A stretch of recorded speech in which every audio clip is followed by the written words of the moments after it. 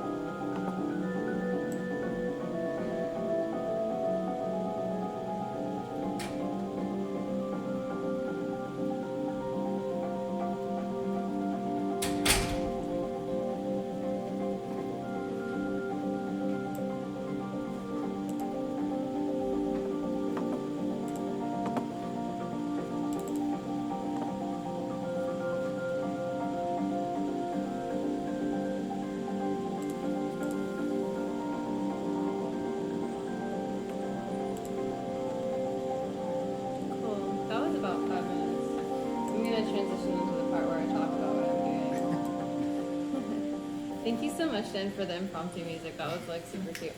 Yay. Wow, what a jam. So my name is Indira. Hello. I really have an agenda to push today, and that's as somebody who kind of like went to school for integrated digital media and like learned about kind of like game development and like different ways tech is used in practice. I kind of want to make it more weird, which we've heard other talks today talk about that, and I love that, just that there's a community built around that now. So I'm going to talk about myself. I'm going to talk about what Unreal is, technology as an agent of surrealism, some tools and pipelines I use in case you feel like you want to do this or do something similar or just want to know what's happening. Then I'm going to kind of show more things and the back end of things that I do. I'm a New York native, new media artist, and creative technologist. Basically, for like my professional life, I create things in augmented reality, virtual reality, interactive installations, music, visualization, just kind of those types of things. I've like used like Intel real-up sense cameras to sense where you are in a room, interact with community, send messages over OSC, and play animations made in Max MSP, just like making technology talk to each other and making it look fun, hopefully, or at least enchanting. I'm passionate about disrupting and subverting systems and schools of thought, whether it be the content I make or the way that I interact with the content. And I've been doing this for like maybe 7 years, like for a while. I don't know. I've just like did it in college and then I just kept doing it. And when I was growing up, I kind of got into this because my mom like showed me this AMV, like a video game AMV, and she was super into anime. And like she was like, look at this fun video, someone made a music video of Final Fantasy and there's a song over it, and I was like, oh, and I was like 7, like I was younger. Anyway, the point is, I got kind of like entrenched in the online communities, online digital art communities, and then I found all these spaces where people were learning how to make their own art. No one was like going to school on DeviantArt to learn how to paint clouds, they were just like telling you how to do it, and I thought that was super cool. And it just changed the way that I interacted with art, and I became a self-taught interdisciplinary artist. Bell Hook's work really speaks to me, specifically Teaching to Transgress, where she expressed education as a practice of freedom. The more I interact with the tech world as a first-generation American that grew up in poverty tangentially, the more I find the freedom to express feelings and memories, and the more I find the desire to teach others to communicate in these mediums and share their experiences. So another thing that I do in my professional life is teaching youth and young adults with learning disabilities or differences to use technology, sometimes for job skills and also sometimes just to communicate. So that power when like you're showing a student who's nonverbal how to use like a Photoshop clone, and then they're making a picture, and then they're like, and then it's like Sonic the Hedgehog, and like you're both so excited because that's like Sonic the Hedgehog. It's really cool. It's really fun. And this quote reads, I celebrate teaching that enables transgressions, a movement against and beyond boundaries. It is that movement which makes the education the practice of freedom. And I just want to hold on to that throughout my life when I'm teaching, when I'm interacting with education, because it's not about how to do something correctly. It's about now you're learning a new skill, how can you apply it in a way that works for you? And I take this into my digital practice and my digital life. Interacting with game engines for me is a conversation, and creating my art feels like a process of unlearning the literal experiences of what I've been through and focusing on an almost alchemical transmutation to the core raw emotional aspect. And that's what draws me to surrealism. I never was like, oh, I'm a surrealist. I was just like, people would be like, oh, that's so psychedelic and surreal. And I'm like, oh, I guess that is what that is. And I just really want to, I think there's just kind of like something about it that I started understanding why I'm drawn to it, and I want to talk about that. I want to encourage others to practice and explore art in a similar way. One thing that I do, why I talk about surrealism, dreams, and memories a lot, is because a lot of my art is like a digital collage process. Like these are photos of trees from this trip I took to Florida, and I remember that time when I look at these textures and I'm putting them in onto these objects, I'm like, recontextualizing the object and also just kind of like having this transient look back into my life. And I think it brings kind of a new context to the game engine that is Unreal. What is Unreal? really good question. Thank you for asking. It's a game engine used to make games. It's also used to do live performances with and without motion capture. You can do physics simulations, 3D video rendering. And the top right is like Mandalorian. Did anyone watch that? Great, I didn't. So that's great. But this is like a time when it was used. And so instead of green screens, they used like an LED wall. So any reflections in the scene, you're not seeing like green screen because apparently that like isn't accurate to sci-fi or like reality. And here are just some games made with Unreal. So in case you played some of them, like you realize Unreal's free. It's super powerful, and I enjoy it because I'm super, like I mentioned in like my online internet rant, that was because I found things that were free to use on the internet. And I just feel like I'm perpetuating that cycle throughout my life. The only one I played is Kingdom Hearts 3 out of these. And then I didn't know Game of Thrones had a game, but they do. So there's a lot of different parts in Unreal Engine, so much that it would be difficult to cover. Like usually when someone's working in some kind of like the game industry or something, they like are the VFX person that is like just working in Niagara. Hello. Or they are like the character rigger and they are just working with characters. And as a technical artist, I kind of like touch everything. And I love that part of my experience because I just like knowing. I love to know. I also like not knowing sometimes, but like I really like knowing in this specific case. So that kind of showed you that spider. I was researching and learning how to make procedural animation walk cycles. So that one had physics on it, so she was just like floating, but it's theoretically supposed to be when this rig that was made in a 3D modeling program outside of Unreal is brought into Unreal, it can like sense where it's like walking, so you don't have to animate a walk cycle, and this is especially important when you have like random terrain, or if you want like a creature to follow you and then you don't want its legs to like clip through, like let's say a hypothetically horror game, or maybe we're doing something fun and like it's not scary. But yeah, and then the bottom with Niagara is kind of to illustrate. There's some, you can do audio reactivity in there. You can do just loads of fun stuff in there. Each facet has its own kind of thing. There's like node-based programming. So if you're more of a visual person like myself, you can like look at this data flow and see like where things are going. And I find that very helpful. This is a 360 video, and this actually was performed with Melody. So live coding, you may have heard that word today and heard people talk about it. I'm going to talk about it too. I use Unreal Engine as a live coding tool and performance tool. I actually initially heard about live coding from like Gwen and Ramsey, and then I met Ramsey, and then I met other people. And yeah, like Dan and Shar. Not like I'm not trying to other people you. But and then I was told that I can't use like a game engine to live code. So then for a while I was like, okay, I'm not gonna do that. And then eventually I was like, oh wait, when did I care about how people thought? And then I remembered that I didn't, and so then I started doing it again. And usually you probably don't think, when you're thinking of like performance tool, you're not like, oh, this, I'm gonna just like stare at someone's game engine for a while. Like I'm gonna look at them, look through the content browser. Like you're not like, that's kind of different.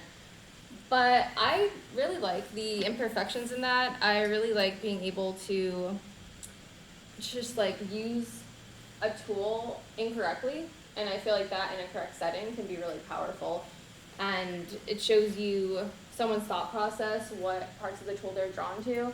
And then sometimes, for me at least, I feel like I'm in this meditative state where I'm just like in the creative flow. And I love watching other people do that and then getting into it. It's also very rewarding for me.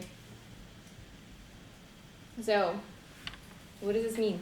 Technology is an agent of surrealism. Okay, so this is a personal preference, right? And on some level, I want to push surrealism as a style because I love it. And I also think surrealist art has the potential to push technical limitations. So if you think about it, like render engines have to get faster, processing interactive virtual liquid streams or making a tree disintegrate like sand in the wind real time requires quick processing times or really clever alternate solutions. And it's like mimicking what we want it to look like while actually being something completely different. And I think like conceptually and philosophically on some level, that is beautiful in and of itself. Like, if you think about the action and the hoops engineers go through to make something, it's like a mimicry of reality. And I just think, like, if we're capturing that moment, that in itself is something that I'd love to explore. So for example, like trees in 3D, this is probably more of like a known thing. They're just like planes most of the time, especially if you have a lot of trees.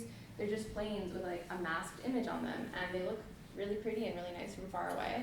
And just like imagine you're in real life, and then all of the trees, I'm not saying we're in a simulation, but like if we were, like we're trying to mimic reality, but we can't get close to it. But then the ways that we do that are just so artistic, and it's like we're creating a set and a storybook, and just we're recontextualizing all of these types of art that have been throughout history, and then now we're applying it to 3D or whichever your preference is. Speaking of art throughout time, I had a lot of artists I was going to talk about, but then I felt like I'm prone to going on rants, so then I cut a bunch of them. But this artist kept her because I feel a connection. This is Mary Oppenheim's work. On the left is Object, which I think is like 1936, approximately. It's in my notes, I can check. And she was like, I'm not a surrealist artist, I'm like doing whatever. And you can see, illustrated by her range, she really just did do what she wanted. And in more of her pieces, she's like not just painting, she's also making physical work. And again, art in different contexts. We're just, she's still expressing something. Like on the left, it's kind of as a joke, she was at a lunch and they were like, you can cover anything in fur nowadays, because she was wearing like a fur bracelet. And she was like, oh, really? And then she looked at her teacup, and then next thing you know, she's like covering this teacup in fur, and she's like, look. And they were like, oh, that's gross, because just think about like trying to drink from that. That's like a sensory experience that is personally, like that's a nightmare for me. I would hate that, but like it evokes that feeling in you if you think about it for a moment. And that's just recontextualizing how we see a teacup, how we interact with this everyday object. That is just surrealist art on some level. On the left, that's from The Myth of Genevieve, 1939. It's, Oppenheim felt like she related to this painting specifically because she was exiled from Paris during World War II. So she had to leave, and Genevieve actually had to leave her home because she was accused of infidelity and she was going to be murdered. And so she was gone, and a lot of the paintings and depictions of her like hidden in a cave, but this one is more like we're taking a step back and we're thinking about like how does it feel when you're just like taken away from everything you know, just like you're floating above it. And I think it's a beautiful and sad depiction. She's floating above this forest, her arms are clouds, she's not in control, she's like in a fugue state, right? So symbolism, love it. Love the ways that it pushes technology and interpretation. Recontextualizing objects is something I do a lot in 3D. In this video, you can see a bit of my process and the models of trees being recontextualized with a digital collage of several images. One being a pre-made collage that's like super meta. It's like a collage in another, right? And the others being textures that are images of my close friends and I. I focus on making abstractions of emotions in the music or to a theme that I set out with the musician. Like we'll set out on achieving a theme together. And so we're trying to like evoke memories and experiences in others and really just like set a tone, right? After a set, people will tell me their memories unprompted or be like, you know what that made me think of? And it's a lot of the time it's like what I was feeling or like kind of what was going through my head. And if it's not, it's just then that's like the feedback loop. It recontextualizes for me now how I'm associating with the art I just created. So this is a dense concept, and I guess it's not because everyone here is on all levels. But I think we're creating a world for everyone to live in briefly together in this digital way. The collective perceived reality and superstition of the room subconsciously funnel into an overall experience. And this is true for all live art and why I think of performance as tone setting. And this is actually an algo rave organized by myself and Gwen Prime. The one earlier, I forgot who organized the other one, so I'm just gonna. It's a horizontal community. So creating live is important to me because it feels like an active conversation with the musician. These are just like some transient photos. We're gonna look at this video. And there's a lot of different performances that are featured here. So, Leonora Carrington is another surreal artist that I felt, she had this quote that I really liked. She said, "I've always had access to other worlds. We all sleep, we all dream." And the dreams come into this because dreams and dream journaling play a huge role in my life. Throughout dream journaling, I came to realize there's fragments of my day caught in my subconscious, and that inspired me to take photos of my day and incorporate them into my set. Because like the transient quality of live coding or creating something live is just so similar to like this moment we're spending, and then we're not together anymore. And then I'm probably gonna have a weird dream about it. Like I'm gonna be in that corner and I'm gonna be watching someone else talk, and I'll be like, but I was there. And it'll be fine, like, but you know, I'm always in these places and I'm not there in waking days anymore. And I just find that a fun thing to explore and look at. And why do I do it in Unreal Engine? Because I feel like it is the most suited for me to rapidly produce what I am thinking of at the moment, and actively creating in Unreal is the closest I can get to recreating my dreams, potentially allowing me to enter this meditative state of creation and access to my subconscious. So I think it just is a nice tool, and I'll talk a little bit more about the parts of it that I use. These are textures I use in my work that are photos from my life. This is just like an example of them being used in the form of a digital collage. And these are the photos themselves. I don't put a lot of pictures on social media, and a lot of them are just like, I don't feel the need to share them to people. They're just like personal photos. But I like that they can be, you know, they can start to live in new forms very briefly. So now I shall talk about tools and pipelines. And yeah. For the way that I use it during performances, the windows are modular, so based on, usually I'm like, here, I'm coding. And then like the screen is like a lot, it's like a different, it's more academic. So, but I'll like make the viewport larger so that it takes up more space. And then I will move the windows based on the projection placement. So one thing that I like about Unreal and how I feel like it's not kind of interruptive is that you can like open a window to edit it, close it, and then it's in the same spot. So if you're worried about like interrupting the visual flow of your set, it'll still be in relatively the same spot, so you have that predictability. I also love to pre-make materials, which it saves a lot of time. It challenges me to just kind of like think of what I'm gonna want to need, and a lot of the time I'm trying to emulate like Photoshop or some other visual thing that I've used to create art. I've tried making them live, and I think there's a performance in that when you're forcing everyone to watch a screen that says shaders compiling for like, it'll say that for like 5 minutes, and then the viewport is frozen. It depends on my computer. I don't know if you heard the fan was going off, and it was like, it was, you know, it's a comment on like perseverance and patience and my GPU, but it is like not the piece that I'm trying to make in the moment. Overall, I prefer to actively engage with something that I have already made so that I can really get into that flow and then just like not see this. And it just stays like that. So, but I mean, it's not the worst thing. I will definitely edit the material if there's something that I don't have in there. I was like editing stuff today, like, oh, why didn't I put that in before? So it's just like you'll discover what you need as you're using it, and then you'll go back in. This is an example of node-based logic and shaders. It's not, I don't know if it's shaders. People tell me it's not shaders. It's like a material. So we're making like how the 3D objects look, and we're saying there's a lot of parameters here. There's different parts that I have organized, and I can like look at it in Unreal and show you more closely. Yeah, so this is another little part I guess I just wanted to zoom in on, just to kind of show you like how I'm building out tools in my way and the parts that I like to interact with.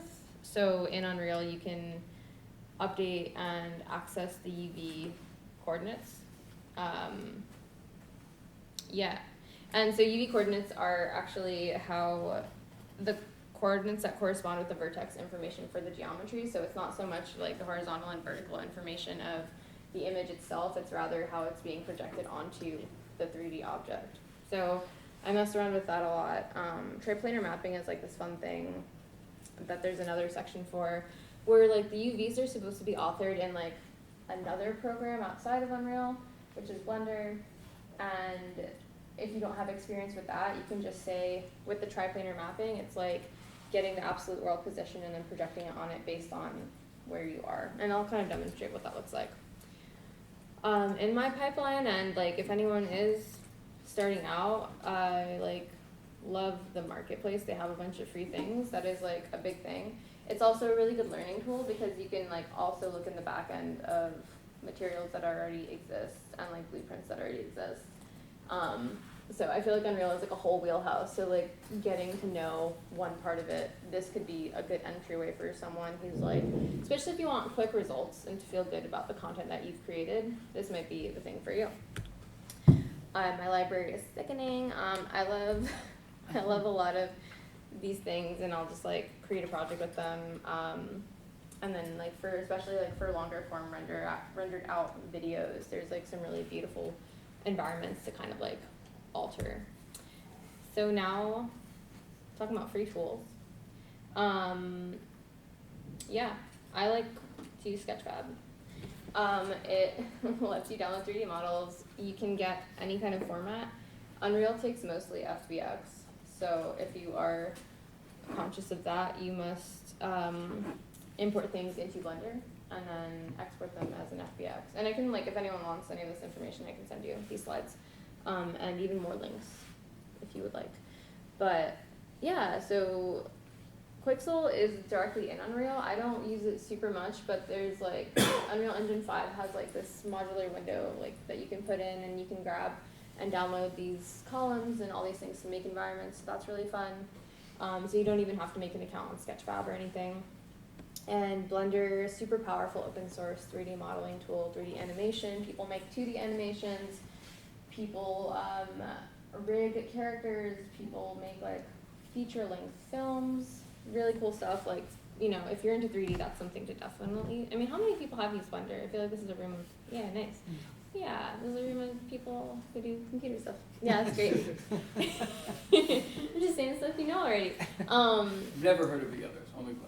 Oh, cool. Okay, so Deep Motion AI is super sick. So it's this website where you can record a full-length video of your body, and then it actually uses AI to impose a skeleton onto that, and then you can get that animation data, and then you can retarget that in Blender. And so there you have, like, you don't need a motion capture system. It's, like, not perfect, but if you know animation in Blender, then you can, like, kind of tweak it. One thing, though, I found that, like, from Unreal to Blender, it's like there's some weird thing happening with like FBX and like world space situations. So there's a plugin for that somewhere that I actually need to get still. And Mixamo, you can, if you're new to rigging, you can auto rig and animate your characters. So if you're like creating a little character, I'm gonna show you. If you're creating a little character, right? Bop. I got Blender. And I'm not gonna make this from scratch because that's just silly. But I made this at some point. It kind of looks like a turtle, like a Teenage Mutant Ninja Turtle, like a little bit, like a low poly one. So we're gonna go to Mixamo. And I exported that as an FBX. That's the wrong email.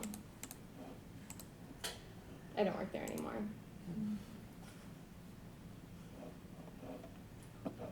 Cool. So I have this on default on a character that looks exactly like me. So I'm just gonna have to change it to this turtle.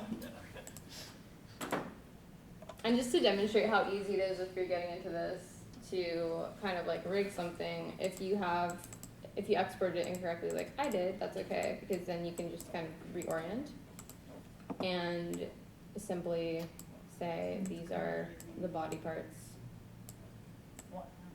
Yeah, it's so fast. It's like now you can all get a job at Pixar.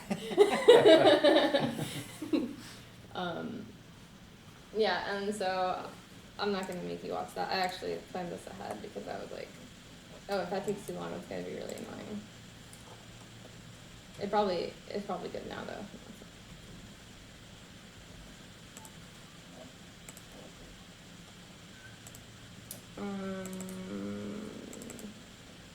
Yeah, I put it in here, I think. My little creature. I'm gonna delete it.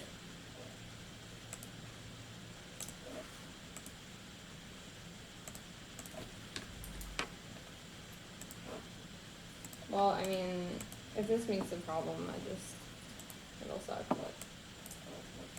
Cool, okay, so after it's done getting rigged, it'll look like that, and you can just, I know, it's crazy. And you can make it like sit, and then you can make it like, right? So right. It's gratifying. It's so gratifying. It's like, maybe 3D modeling is difficult for you, and you really just want to get started, but now you can like, there's a bunch of fun little dances about this. It's great. So you can just download all of these. You can even change like how hype you want this creature to be, whatever. And then just like pop them in. So I got the FBX, the original one, is not rigged. So if you bring it in, it's just going to be like a mesh. There's a static mesh and there's a skeletal mesh, and we want a skeletal mesh. So I'm just going to grab one that's already rigged, and then, oh yeah, actually that's with someone else. My bad. I would have to rename these. So this is a new skeletal mesh because we've never seen a skeleton like it in our Unreal project. We don't have any characters with like a similar structure, but we do have characters with similar bone names, and that actually does play a part in it. I'm going to import our animations, and I'm not creating materials because I'm going to replace them anyway. And so we can see, I would probably rename this. I would rename a lot of these, but now we have our animation, which is right here, which is actually being previewed. You can see because it's being previewed on a different body, so the body it's being previewed on is like, so it's just like a different size, so it's like, that's like disturbing, right? So this is actually the body that it's being previewed on, but because it wasn't made for that, it's like, right? And that's fun in and of itself if you want to mess with that. Like technically it works, but like as long as the bones are the same, it should technically work, but it won't look good. But we have our skeletal mesh, we don't have to worry. And once we put an animation on this fella, he's gonna stand upright. So we don't even have to worry about him laying down right now, being a little lazy, because it's gonna change.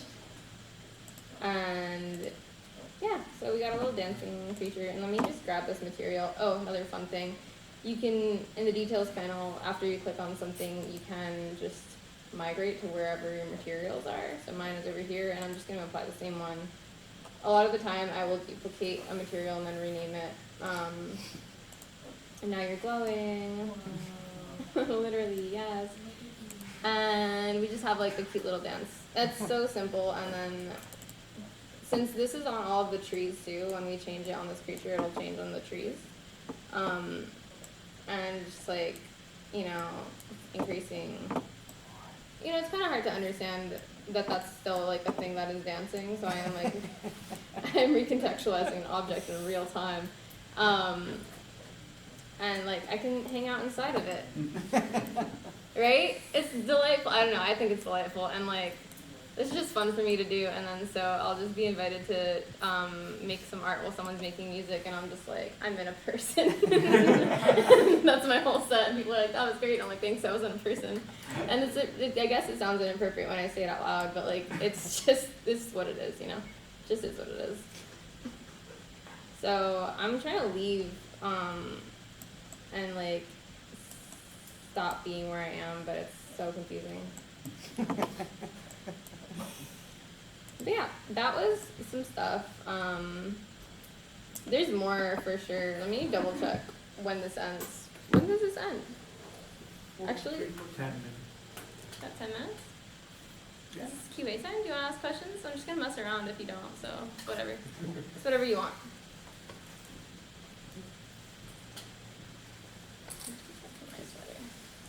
Oh, I gotta be here. You think of things. Oh, and then I'm going to actually leave my email on the screen, and then when I'm ready to mess around, I'm going to continue doing that. That was a light demonstration. Yes. Thank you. When you project, is there a way to just show the screen without the interface, or are you always showing the interface too? I'm usually sharing the interface. The times that I don't, I'm usually working with someone who has something like MadMapper or Modulate, which are video projection artist softwares, so they can like kind of take the output of your screen and then only use a part of it. I think you can like add a new viewport and then put it on a different screen, and then as long as it's like the same viewport, it'll like move the same way. Like, but sometimes that is delayed, so I usually just kind of like let it be the way it is. It's a good question though. I was gonna ask a similar question to like the root, because I know there's a lot of people who do live coding, and it seems like part of the aesthetic is transparency, Yes. and also kind of like a truth to materials, kind of like you want to be known. I'm using this game engine as part of the language you're choosing to use. But I'm wondering, like, is there an opportunity to? Well, I don't know. I'm just curious about what you think about that. Like, I feel like there may be a trade-off if, like, always you're showing the code. Like, if you're like other live coding environments, the code becomes part of the visual aesthetic that's going on, the text. And in this case, maybe the text of the UI of the Unreal Engine. Have you thought deeply about like your preferred universe, like what that might look like? Yes. I think that there are scenarios in which I'm like moving towards.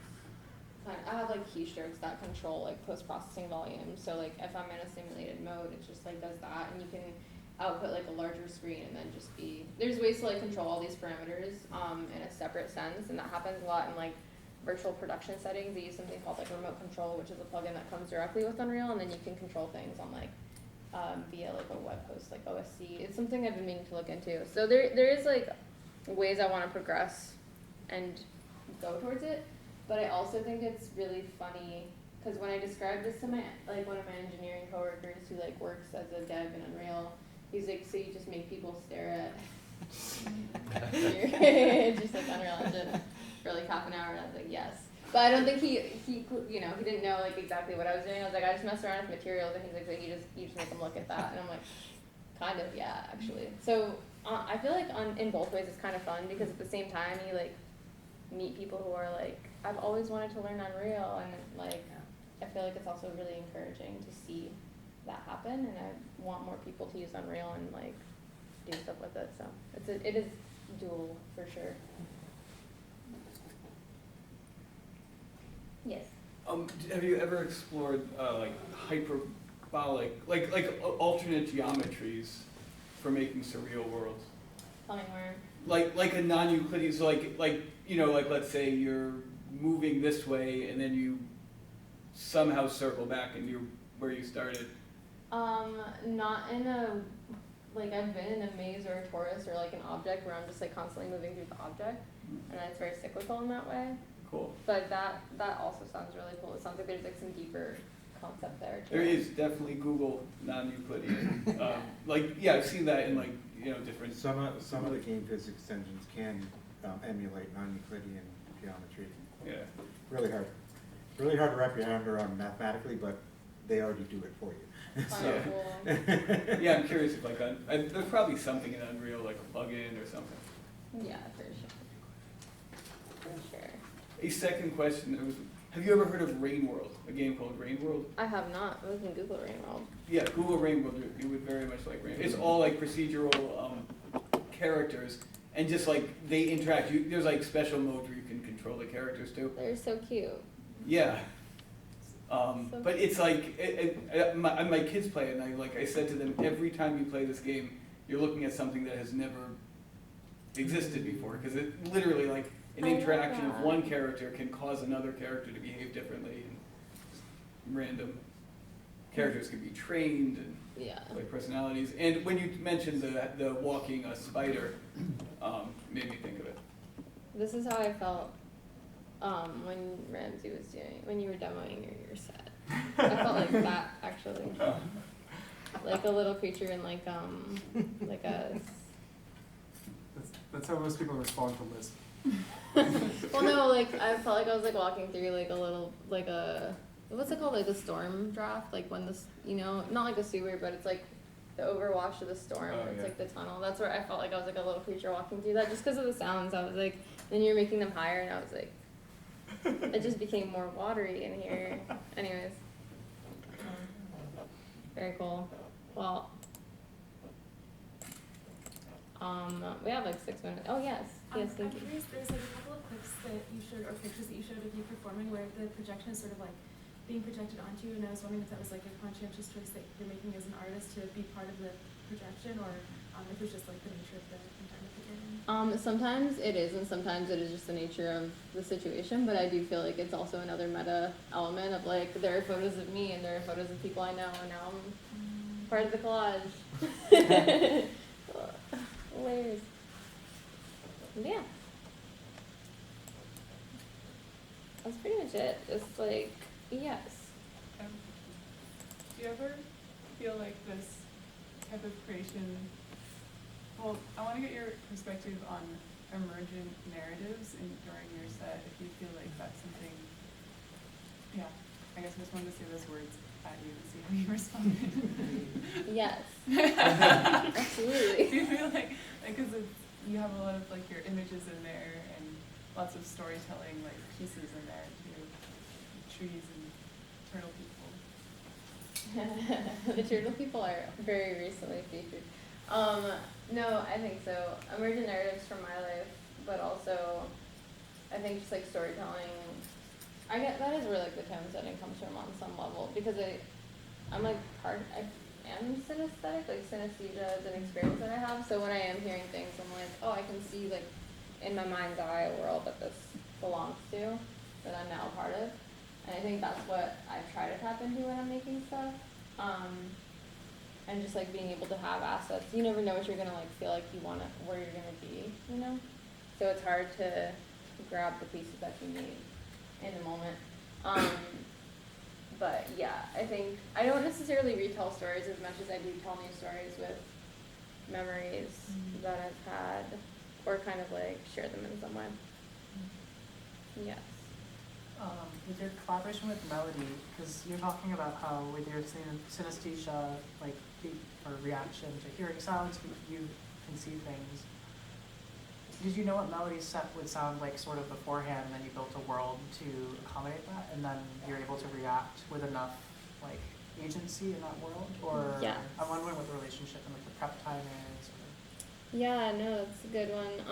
I think that's more apparent in the Fear and Living in Brooklyn, which was Fear and Loving, which is like yeah, it was a Halloween and Valentine's Day party where we all dressed up, or at least half of the audience dressed up, and we live coded. So that one specifically, we were like obviously going for some fear and love. But with Melody said, I had been aware of her music beforehand, and like we would send each other like snippets of things. So yes, I gotta recall that set. That one was really fun. I really enjoyed that one. But yeah, I appreciate everyone listening. I had a delightful time communing, sharing my thoughts and experiences, and yeah, have a great day.